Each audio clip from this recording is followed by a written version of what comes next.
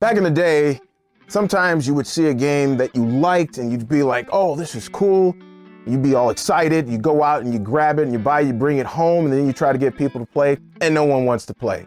So the game would sit on your shelf for who knows how long, and every time that you would read it, you'd be like, man, I really want to play this game. Well, that's been a thing of the past for a while, because you can do a solo RPG or an alternative GM system to take the place of the GM that you were looking for.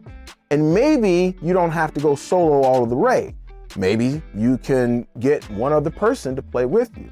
And there are more than a couple systems out there that would allow you to do that. Free League Publishing, they have for the One Ring, the Strider mode system. CYPHER system has the Chaos Game Master emulator, which is what I'm using for the story with Helix Brown over at the website and for my Elite Squad members. It's been around for a while that you can play solo or with an alternative GM system, because really it's not GM-less, it's just a system put in place to take the heavy lifting of being a GM and simplifying it. Well, there's another tool out there that you can use that I got last year. It's taken me almost, for real, y'all, a year to get to doing this video. So I'm sorry, folks. I mean, you know, a brother gets busy, you know what I mean? But we are here now and we're doing it. And the name of this is called the Fate Mill D20 system. And this is the die that we're looking at here. Now, it might look blue, but when you put it up to the light, like I'm putting it up to the light right now, it's like a bluish, and under some light, it's like purple. That's kind of sweet. I didn't know that was a thing, right? Because you put it down a little bit, it looks more like a bluish, but maybe it's a dark purple, because it looks light purple if you put it up to the light like that. But anyway, so you have this die, and on every face is a number, and it also has a result of what the GM would say. So like 15 here says yes, but 20 says yes and, or 19 says yes and. And it gives you an example in the rules that come with it. It lets you know all of the results, possible results from the example that it gives. And you also get an RP kind of introduction, which is, I thought that was cool. That was cool.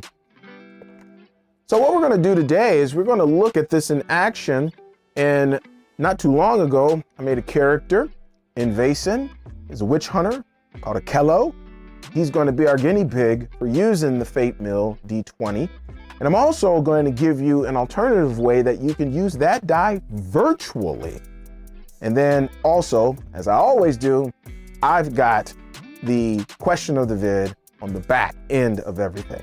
So let's do this, folks, and roll them. The forest is foreboding and dark.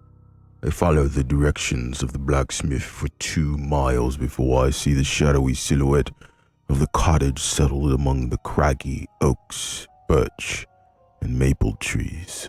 It's just past sunset, the great light slowly retreating beyond the horizon, its golden rays being overtaken by the early evening shadows. The canopy of trees seem to reach out with their branches to blot out any remaining light. No matter. Nothing will stop me from reaching my destination to do what needs to be done. I keep myself hidden behind the forest trees as I close in, looking for some light or illumination in the house as I circle around it. I will creep around the cottage, keeping about 100 feet away. Are there any lights on that I can see through the windows or the doors? I'm just looking for obvious illumination here.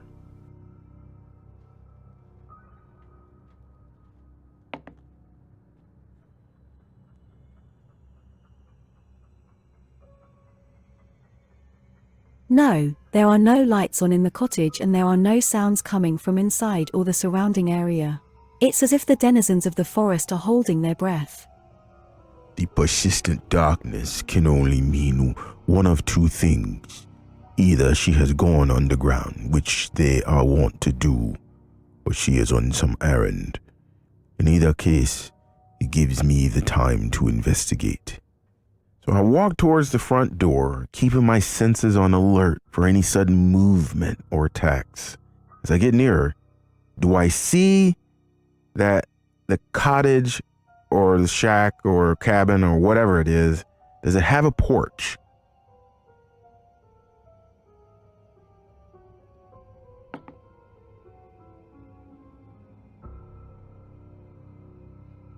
Yes, and it's filled with old furniture, storage crates, and barrels. I'm impatient. I want to destroy this unholiness from the world, but it would be just my lot that something jumps out from hiding somewhere on the porch just as I was walking through the door. Aha, okay. Are any of these crates open or partially open, or the barrels, any of these?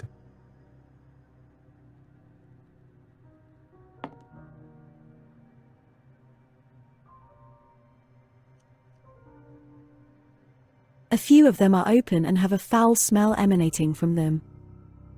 The stench of decay and death. I'm not surprised. I'm here for this purpose, to cleanse it of the filth that has hidden itself here. Though my zeal is bubbling, I have to control it if I want to be successful in my mission. The plot thickens. Okay, so what I want to do is walk over to the barrels and crates.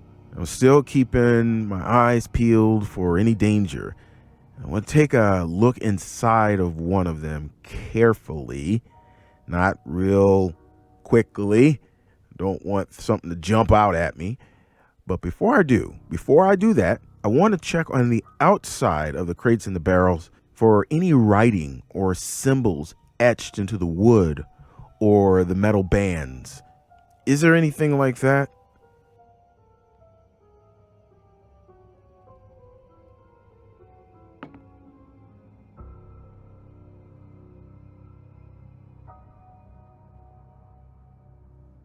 No.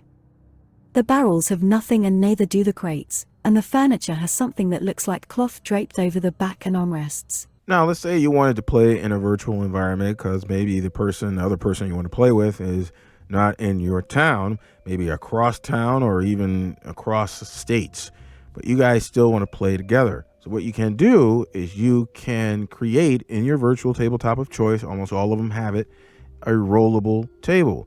What I've done is I've plugged in all of the results that's on the face of the Fate Mill D20 and put them in a rollable table, put the formula as 1d20 because that's what it is, and now we can use this as a replacement for our Fate Mill D20. So for example, if Akello Balondemu, or is it Demu? It might be Demu, because that's an actual real name. But if you were to ask the question about those cloths that are draped over the chairs, if you were to ask, are these animal skins? Then what we would do, go down here and we would roll. They are. And there's another detail that we could add to that. So you don't just have to use the Fate Mill D20 in a live setting. You can also use it virtually if you just be a little bit creative at it.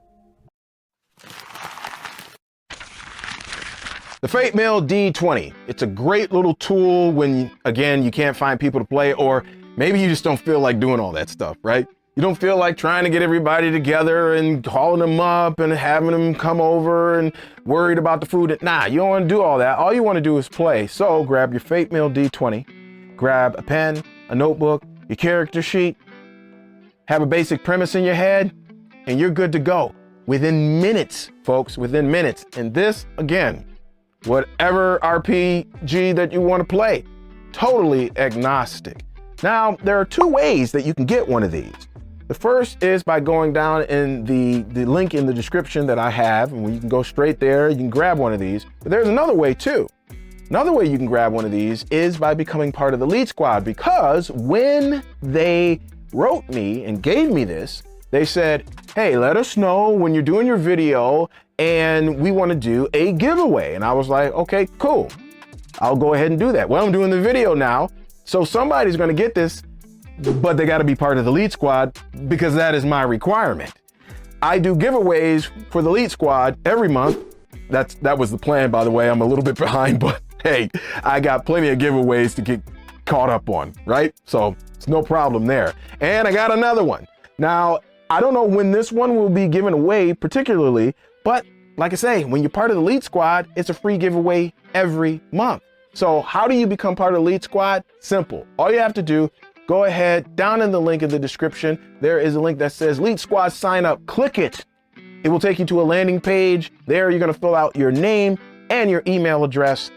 Click that blue button and you become a part of the Lead Squad. You get things not only like a free giveaway every month, but you get access to certain things that everybody else won't get access to, like the private Guilded server for those who are RPG Elite or RPG Elite-ish, like-minded individuals that you can probably hook up with and play games that you never experienced before. You just don't know. Hey, it could be. It's the thing. If you got any value out of this video today, folks, then do me a solid. Could you please, could you just crush the like button? And I would greatly appreciate that. And if you want to stick around with this crazy dude talking about tabletop RPGs and all kinds of other stuff, then you can go ahead and hit the subscribe button and the notification bell. And I come out with videos, God willing, every Tuesday and Friday for your pleasure, serving you, folks. Let's get to the question of the vid today, which is, what solo RPG or GM-less systems have you played? And if you haven't, why not? Why haven't you? I've experienced more than a few of them at this point. So let me know your experience down in the comments. And that's going to do it for me, folks. That's right. I got to get out of here, y'all. So you know what that means. Snaggle puss in the hizzy. So exit, stage left. If you've got a game this week, folks, happy gaming. I hope it is an RPG Elite session. And until next time, again, God willing, you know what's up. The brother has just got to say, peace, 5,000 leaps. I am out.